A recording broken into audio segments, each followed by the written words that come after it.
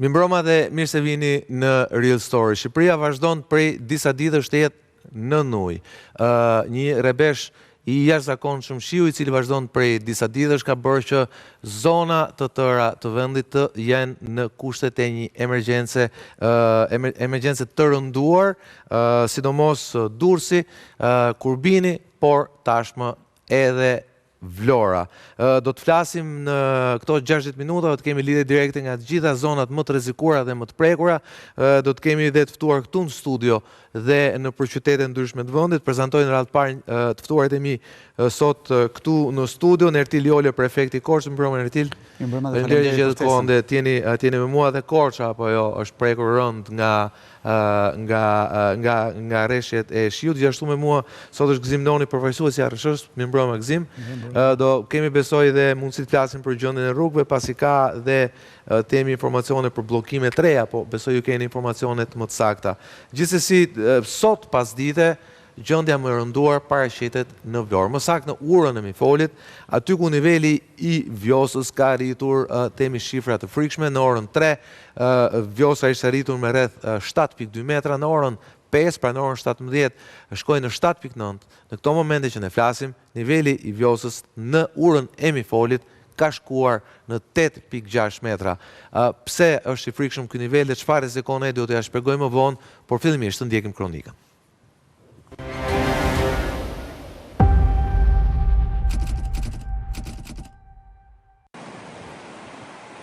Orët në vijim duken kritike për Vjosën, niveli i së cilës shkoi në 8.6 metra. Rreshjet intensive të shiut shtuan ndjeshëm prurjet pranë Urës së Mifolit duke përmbytur toka bujqësore e duke shkaktuar rrezik për banesat. Disa 10 hektar tokë janë në ujë dhe shumë familje janë evakuar. Situata e vështirë duket. E vështirë. Po qëse vazhdojnë shirat kështu, problem dhe. Ka rrezik, ky është i parashikueshëm. Në Novosel, shtabi i emergjencave të qarkut të Vlorës u mblodh për të koordinuar gatishmërinë nga të gjitha strukturat. Janë njoftuar të sekretar fshatar jo pak prapë sot në takim tjetër, ma morën me fjalë të banorëve që janë brenda shtatit dhe blegtorët. Situata është në kontroll, në vëzhgim të plot. Edhe them se edhe nga ana e territorit ndashi elektriku ka qenë gatishmëri, nuk ka probleme, ndashi ujësjellsi ka qenë gatishmëri. Një që ngelet në perspektivë që do të marrë masa për punën e agitaturës në Bishani deri në Moris, është rreth 2.5 kilometra gjatësi që do të marrë masa, do të bërë. Zgjidhja përfundimtare për banesat e ndërtuara pranë shtratit të Lumit, sipas kryetares së Bashkisë së Vlorës, do të ishte përfshirja e qytetarëve në programin e banesave sociale, si e vetmja mënyrë për t'i larguar nga zona e rrezikut të vazhdueshëm. Ne nuk mund të mblidhemi të rrim në risk disa banorë që kanë ndërtuar shtëpi jashtë kushteve, por duhet japim zgjidhje përfundimtare. Zgjidhja përfundimtare është që në komunikim me kryetarin e njësisë administrative duhet bëjë një relacion që kanani më referoi që ka bërë disa herë. Ajo shtëpia që është atje dhe ka risk. Sa herë që të përmbytemi, nuk mund të banojnë më aty. Kemi kushtet ligjore edhe sociale që të trajtojmë si banor, do të futen si banor të cilët do të marrin banesa sociale apo shpronësime nëse janë me lej, pra ka hapësira ligjore se si do të zgjidhet përfundimisht, sepse kjo do një zgjidhje përfundimtare. Ndonse situata vijon në monitorim të vazhdueshëm nga autoritetet, banorët janë njoftuar të qëndrojnë në gatishmëri për shkak të dinamikës së rreshjeve.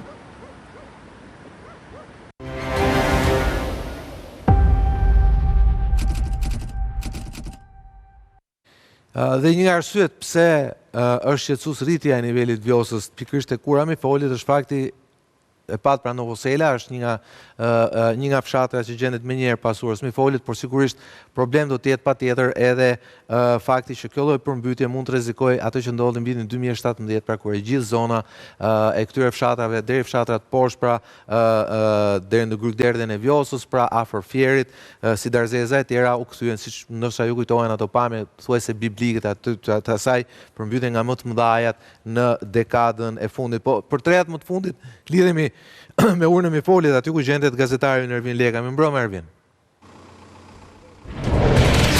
Mirëmbrëma sot. Atëherë nuk shikoj shumë pas teje, por sigurisht ti dhe kamera jon shikoni më shumë se ne. Pra, njoftimet më të fundit janë që niveli i Vjosës aty po shkon rreth 9 metra, pra praktikisht ka arritur tek niveli i aty ku ecet mbi Urën e Mifolit, apo jo? Të paktën deri në këto momente edhe ura e vjetër e Mifolit është e aksesueshme për kombësorët, pra nuk e ka arritur nivelin ujë që të dalë mbi urën e vjetër të Mifolit dhe bëhet fjalë për një nivel që vetëm gjatë një ore që ne kemi qëndruar këtu ka pasur një rritje për afro 60 cm, duke kapur nivelin 8 metër e 60 cm, pra në nivelet kritike mund themi për shkak të prurjeve të vazhdueshme të lumit Vjosa, por situatat paktën nga një komunikim që kemi pasur edhe me emergjenca civile në terren, pritet të përmirësohet për shkak të shkëputjeve të herpashershme të rreshjeve që po ndodhin në Memaliaj, por edhe prurjeve të lumit Vjosa, megjithse këtu situata ndodhet e kritike për shkak të këtyre prurjeve masive dhe nivelit të lartë në 8 metra e 60 centim, pra që ka arritur niveli i Vjosës. Kemi pasur 13 familje dhe banesa që janë evakuar, janë edhe 14 të tjera që po mbahen në monitorim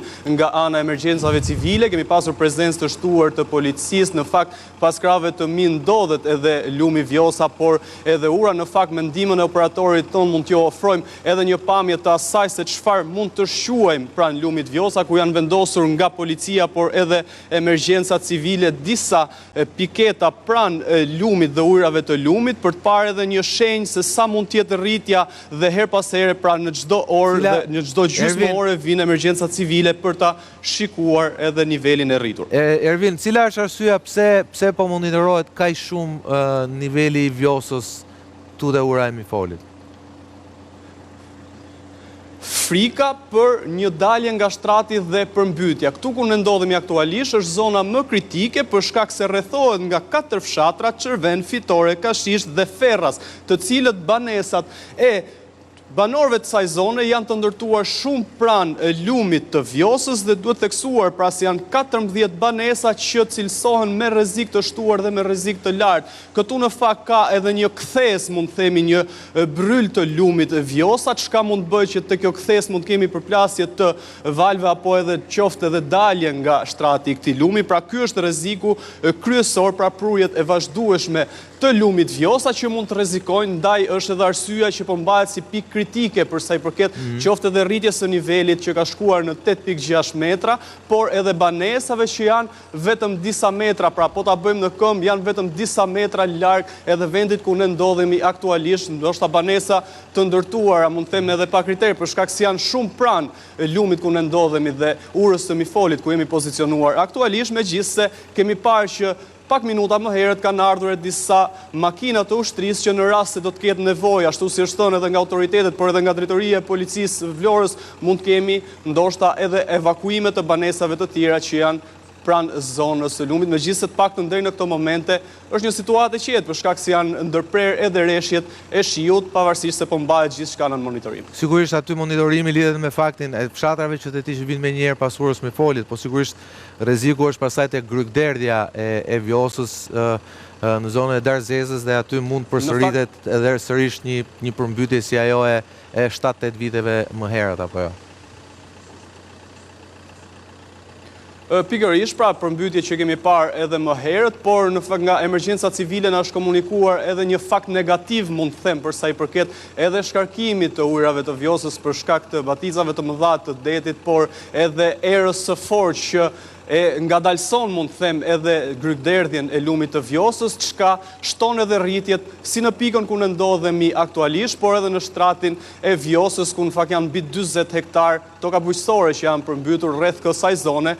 Paktën këto janë informacione që janë përcjell dhe vijon pra që ujë të marr pjesë toke, fatkeqësisht, po shpresojmë që të kemi një ndërprerje të rreshjeve qoftë në shtratin, jo këtu ku ne ndodhemi, për shkak se nëse do të kemi një ndërprerje të rreshjeve në zonën e Memalijet, pra në lumin Vjosa apo në Tebelen, pra do të pasqyrohet në zonën ku ne ndodhemi pas 6 apo 7 orësh me një ulje të prurjeve. Pra duhet një kohë, pavarësisht se mund të kemi ndërprerje të rreshjeve të shiut, duhet kohë që kemi shfryrjen e lumit apo uljes së nivelit të ujit. Mirë, Ervin, falenderoj, do lidhemi sërish me urën e Mifolit pak më vonë, pasi shpresojmë që të kemi në lidhje drejt për drejt edhe ministrin e mbrojtjes, emergjenca civile siç dihet përfshihen brenda kësaj ministrie për të parë se si është situata në gjithë vendin.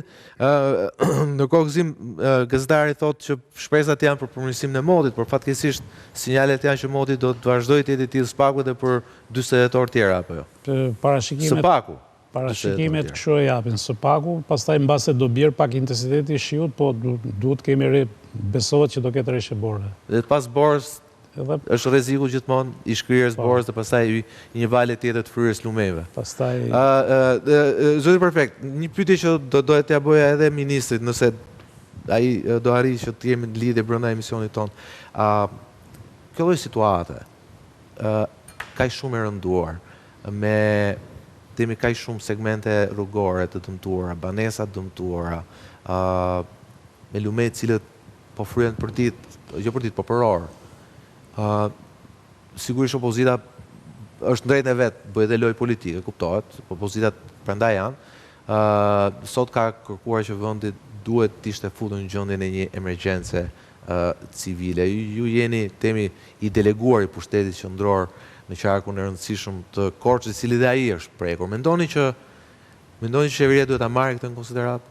Pasi shikohet që ishte Durrësi, Durrësi është pak më mirë sot, po sot dëmet që po numërohen janë të mëdha. 2000 ca hektar në Kurbin, do kemi pas pak një lidhje direkte edhe me Laçin. Vlorën po e shikojmë vetë. Ju e dini vetë gjendjen e Korçës, zonës Devollit, Progrit. Mendoni që vendi duhet futet në një gjendje emergjence? Më lejoni fillimisht Sokol t'ju evidentoj faktin që duke folur edhe më shumë kompetencë për pjesën që më takon të qarkut Korçës, që në dy situatat e fundit kësaj aktuale dhe momentit të nëntorit, të 4-5 ditëve kur kemi patur reshje, edhe qarku ynë që ka patur karakteristika shumë vjeçare të lidhura kryesisht në periudhën e dimrit me situatën e borës, ka ndryshuar si pasojë e ndodhive natyrore një këndvështrim në kuptimin e mënyrës se si i gjithë zinxhiri i administrimit dhe emergjencave civile duhet qasur. Për shembull për statistikë edhe për t'ju dhënë një indikacion shumë domethënës në vlerësimin tim,